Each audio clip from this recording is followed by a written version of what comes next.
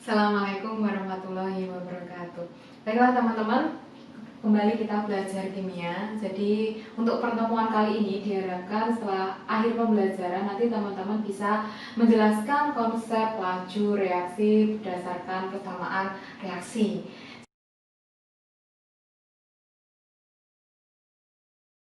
Jadi kalau kita membicarakan tentang konsep laju reaksi, di mana suatu proses atau fenomena alam itu terjadi berdasarkan waktu yang berbeda-beda. Misalkan contohnya kertas yang terbakar ataupun bom yang meledak itu terjadi sangat cepat sekali. Nah, kalau dibandingkan dengan waktu yang dibutuhkan untuk proses pembentukan minyak bumi, nah itu sangat lama sekali. Jadi jutaan tahun gitu. Nah, kenapa kok di sini konsep dari waktu yang dibutuhkan untuk mengalami suatu proses tertentu itu penting? Nah, ada kaitannya dengan yang namanya laju reaksi. Nah, laju reaksi di sini bisa diartikan sebagai berikut. Jadi contohnya di sini ada reaksi antara marmer CaCO3 kalsium karbonat dengan asam yaitu HCl gitu. Di sini ada reaksi antara padatan. Jadi untuk reaktan ini adalah senyawa yang ada di sebelah kirinya tanda panah. Jadi ini tanda panah, ini menunjukkan terjadinya reaksi.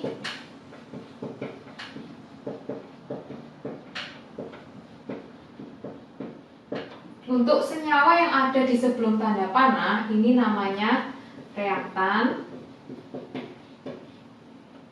Nah, tanda plus ini menunjukkan bereaksi dengan.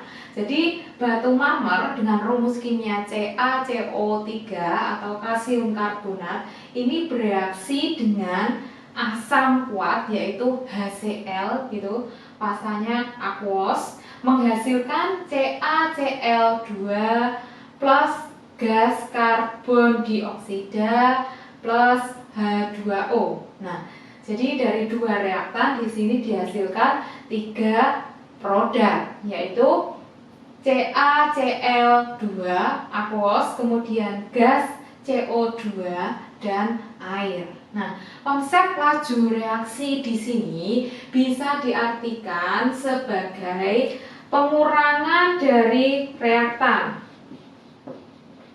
pengurangan konsentrasi dari reaktan dalam selang waktu tertentu, atau bisa juga diartikan sebagai penambahan konsentrasi dari produk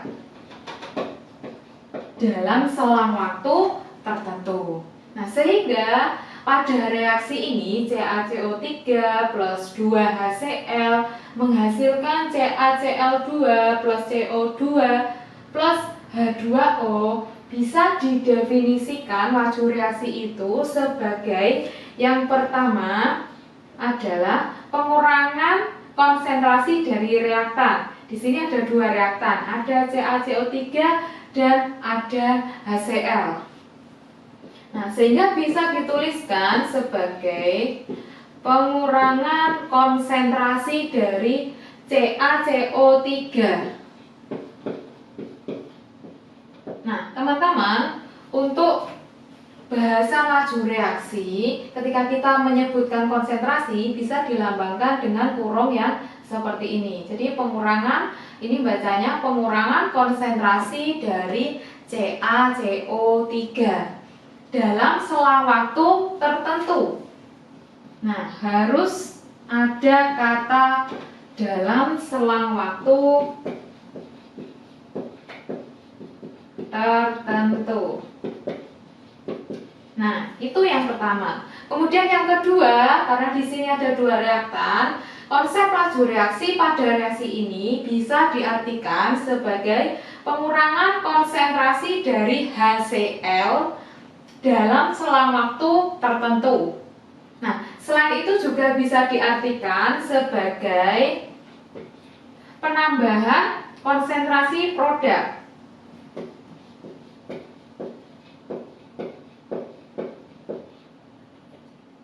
Penambahan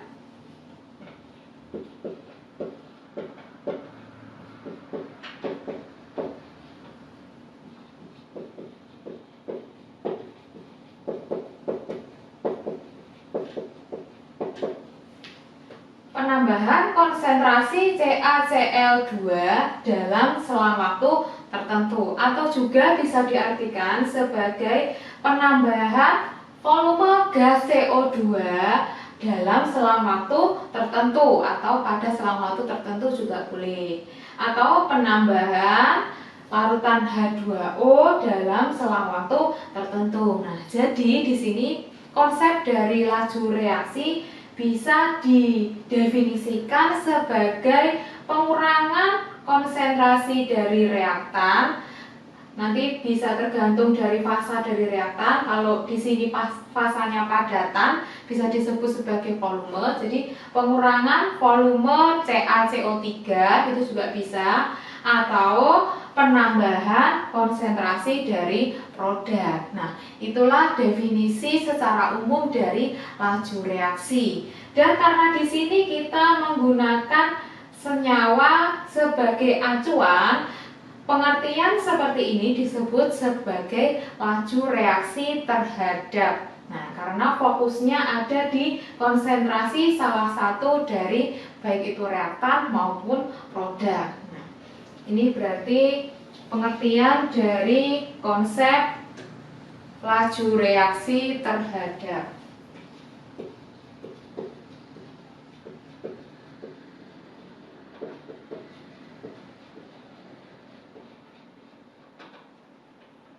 Sehingga untuk rumusan laju reaksi terhadap bisa dituliskan sebagai berikut. Contohnya, untuk laju reaksi terhadap CaCO3 di mana kalsium karbonat ini dia dalam bentuk padatan, bisa dituliskan sebagai pengurangan massa CaCO3 dalam selang waktu tertentu dibagi dengan selang waktu. Tentu saja selang waktu tertentu dan selang waktunya ini sama. Nah, misalkan dalam 10 detik, nah, terjadi pengurangan massa CaCO3 sebanyak 10 gram pada reaksi antara CaCO3 dan HCl. Nah, jadi selang waktunya harus sama. Ataupun untuk laju reaksi terhadap HCl bisa dituliskan sebagai pengurangan konsentrasi dari HCl dalam selang waktu tertentu dibagi selang waktu. Sedangkan untuk laju reaksi terhadap produk, contohnya laju reaksi terhadap gas CO2 bisa juga dituliskan sebagai volume CO2 yang dihasilkan dalam selang waktu tertentu dibagi dengan sama, pembaginya selang waktu. Nah, untuk laju reaksi sendiri dirumuskan atau dilambangkan dengan R atau P. Nah, seperti ini. Nah, di mana laju reaksi ini merupakan hasil bagi dari pengurangan massa dari reaktan atau penambahan produk dibagi dengan waktu. Nah, untuk pengurangan reaktan atau penambahan konsentrasi ini dalam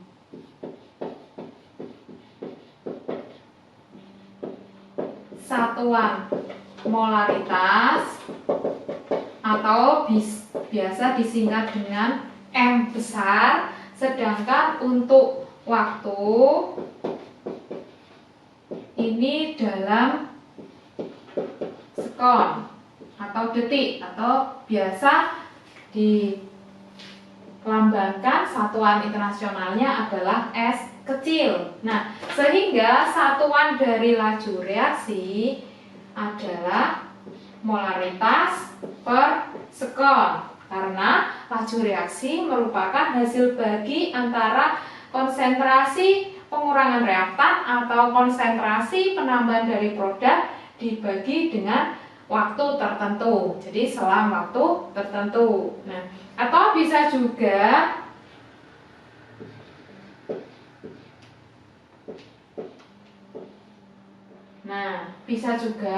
mol per liter per sekon. Atau bisa juga dituliskan sebagai mol per liter ini sekon min 1. Nah, ini adalah satuan dari laju reaksi. Nah, agar lebih jelas tentang konsep laju reaksi, mari kita simak latihan soal berikut ini.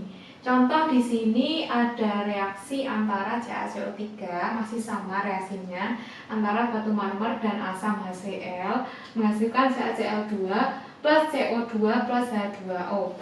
Nah, untuk reaksi di atas, yang pertama, hitung laju reaksi terhadap CO2 apabila dalam waktu 10 sekon atau 10 detik dihasilkan 2 mol gas CO2 dalam bejana tertutup dengan volume 2 liter.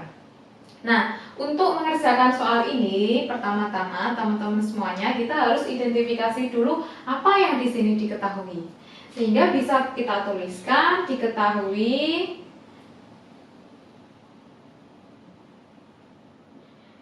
mol dari gas CO2 adalah 2 mol, kemudian volume dari bejana tertutup, ini berarti volume dari gas CO2, V-nya adalah 2 liter. Nah, kalau teman-teman masih ingat, ketika kita ingin mencari laju reaksi, kita harus tahu konsentrasi dulu. Jadi, konsentrasi CO2 ini berapa? Nah, kita harus tahu. Kemudian, waktunya adalah 10 sekon. Sekarang yang ditanyakan adalah laju reaksi terhadap CO2.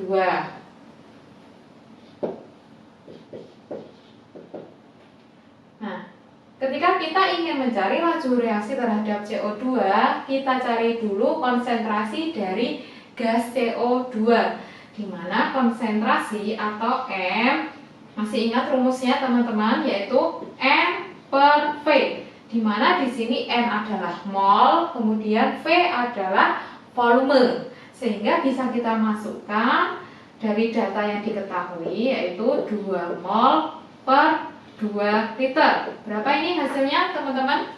2 dibagi 2, 1, satuannya jangan lupa mol per liter. Nah, sehingga sekarang kita bisa mencari laju reaksi terhadap CO2. P terhadap CO2 sama dengan konsentrasi dari CO2 dibagi dengan waktu, sama dengan 1 mol per liter dibagi dengan 10 sekon. Nah, berarti laju reaksinya adalah 0,1 mol per liter setiap detik. Nah, jadi apa artinya di sini teman-teman? Laju reaksi terhadap gas CO2 dari reaksi ini adalah 0,1 mol per liter per sekon. Jadi dalam setiap 1 detik reaksi ini dihasilkan gas CO2 dengan konsentrasi 0,1 molaritas atau 0,1 mol per liter dalam satuan detik. Nah, gitu teman-teman. Kemudian untuk soal kedua, hitung laju reaksi terhadap CaCO3 jika dihasilkan gas CO2 2 mol dalam 10 detik dalam wadah tertutup. Jadi yang diketahui sama teman-teman dengan yang tadi. Nah, di sini kita fokus ke dihasilkan gas CO2 2 mol. Nah,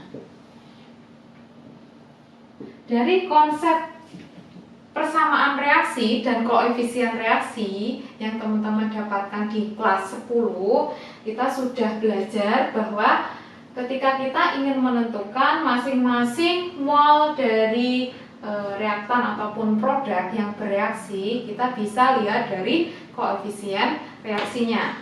Nah, jadi kalau di sini dihasilkan gas CO2 2 mol, di sini 2 mol. Nah, koefisien reaksinya 1. Kalau kita cari berapa CaCO2 yang bereaksi, ini berarti juga 2 mol.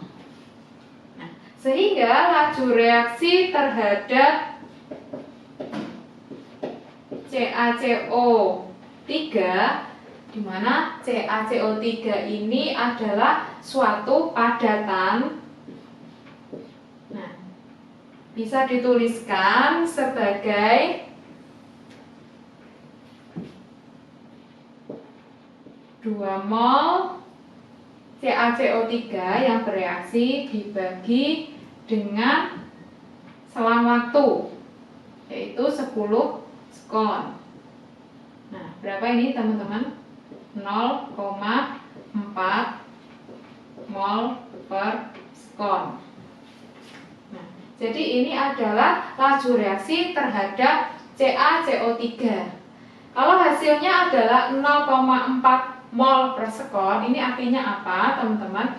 Artinya setiap detik reaksi CaCO3 plus 2HCl menghasilkan ini produknya, pengurangan massa dari CaCO3 adalah sebanyak 0,4 mol. Nah, begitu kira-kira teman-teman konsep tentang laju reaksi terhadap. Nah, bagaimana teman-teman? Konsep tentang laju reaksi ternyata sangat mudah sekali ya. Jadi definisi dari laju reaksi bisa diartikan sebagai pengurangan reaktan pada selang waktu tertentu atau penambahan konsentrasi dari produk dalam selang waktu tertentu. Nah, silakan sampai sini dulu. Kalau ada yang ingin ditanyakan, silakan ditanyakan. Kalau tidak ada, teman-teman semuanya bisa mengerjakan soal latihan. Itu dulu yang bisa saya sampaikan. Saya tutup. Wassalamualaikum warahmatullahi wabarakatuh.